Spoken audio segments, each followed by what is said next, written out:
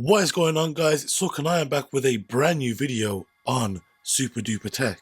And in today's video, we'll be bringing you my full and in-depth review of the 13-inch 2016 MacBook Pro without touch bar. Also, if you guys haven't hit that subscribe button yet, then go ahead and do so, as I will be having videos coming out very soon about the 13 and 15-inch models with the touch bar. So without any further ado, let's hit the titles.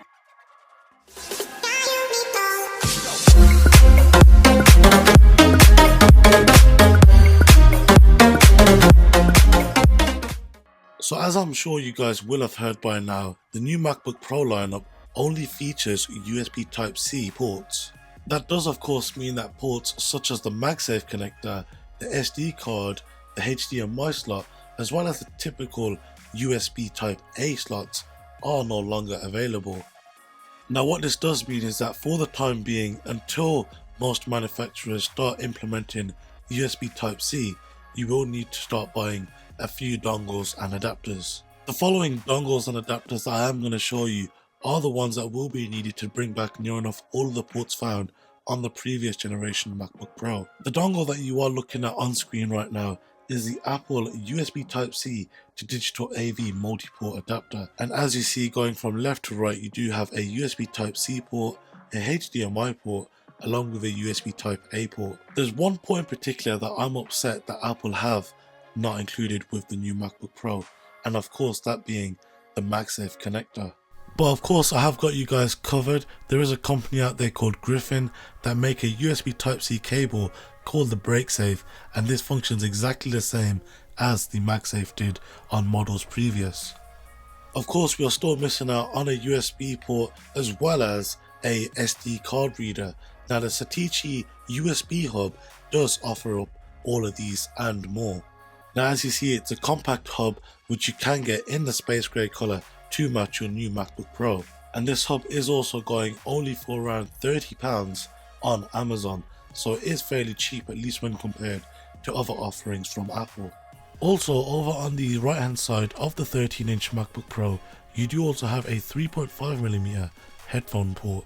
If you've ever owned a MacBook, then you will know that the charger cable comes in two parts. You get your normal length charger with the power brick as well as your extension cable. Now we saw this trend happen with the 12-inch Retina MacBook, and that trend has carried over to the Pro lineup. You will not get an extension cable included when you purchase the MacBook Pro. I do also want to let you guys know that I have uploaded a separate video which shows what it's like to game on this MacBook Pro. I did test this out using 3 games, Call of Duty 4, CSGO, as well as Minecraft. And if you do want to check out what frames per second readout I did get, then I will leave the links down below in the description of this video. And in terms of power and performance, I've also uploaded a separate video where I perform a number of benchmark tests on the 13-inch MacBook Pro. So aspects such as the SSD, the CPU, as well as the integrated graphics unit will be tested in that video. So if you are interested in that, I will also leave a link down below in the description. So the next thing on this new MacBook Pro that I do want to get into talking about is of course the redesigned keyboard. The keyboard on this MacBook Pro is very similar to that found on the 12-inch Retina MacBook. Only now there is slightly more of a travel stroke when pressing a key. If you've ever used anything like the 12-inch Retina MacBooks, then I'm sure you will feel very much at home with the new MacBook Pros. I've included this next clip just so that you get a feel for what it's like to tap away on this new MacBook Pro keyboard, as well as giving you a sense of the travel time on each one of these keys.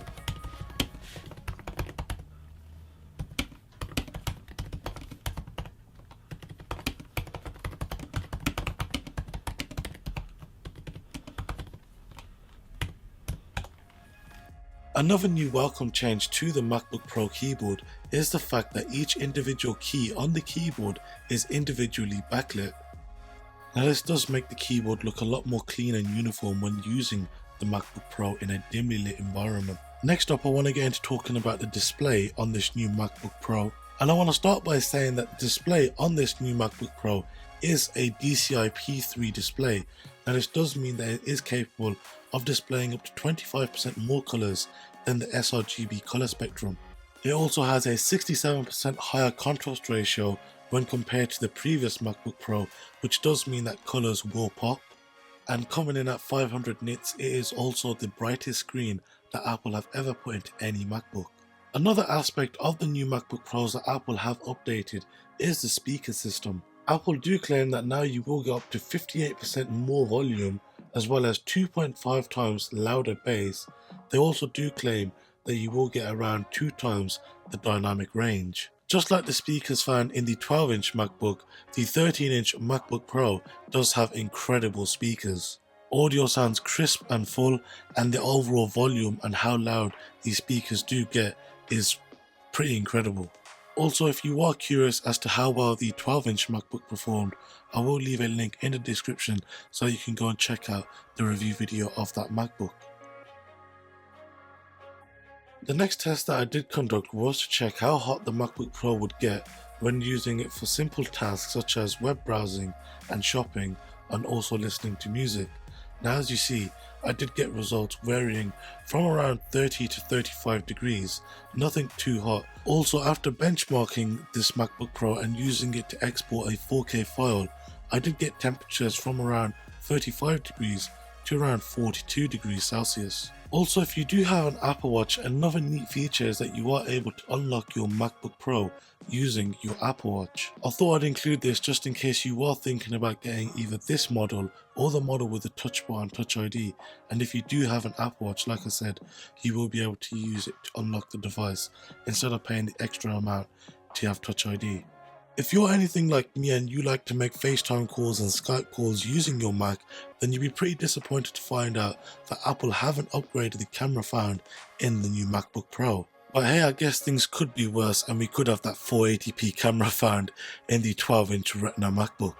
I do also want to quickly mention that in terms of battery life, I was getting on average around 7 hours usage per day. And one last thing that I do want to mention is that the glowing Apple logo on the back of the MacBook Pro is no longer there, and in fact is a mirrored shine Apple logo, very much like we again see in the 12-inch Retina MacBook.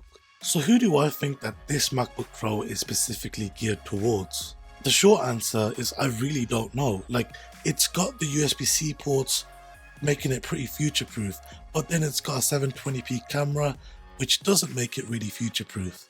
Now, I know this is a rather small thing, but the fact that it only comes in space grey and silver, and the fact that Apple ditched the space grey colour with the iPhone 7 and 7 Plus, which means that you're spending £1,400 on a laptop that's not going to match your brand new phone. Now, besides the lack of the GPU in any of the 13-inch models, in fact, I do think that if you are editing video that is 1080p HD, it would still be perfectly fine to do so on this machine. And anything above that, I would suggest getting the 15-inch just so that it has that dedicated GPU, just to give it that more oomph. The simple way to describe this laptop is it's jack of all trades, master of none. So what do I mean by this? Well, it's good at doing almost everything, but when it comes down to doing specific tasks, it's not really the best, and there are other laptops out there that are better suited to doing those type of things. So guys, that has been it for today's review. I do hope you did enjoy it. If you did enjoy it, then make sure you smack that like button. If you are new around here, then subscribe. Click on one of the videos on screen if you want to go and check them out. Also, I will have links down below in the description section to my social media. Thank you guys very much for watching, and I'll see you guys next time. Have a good one.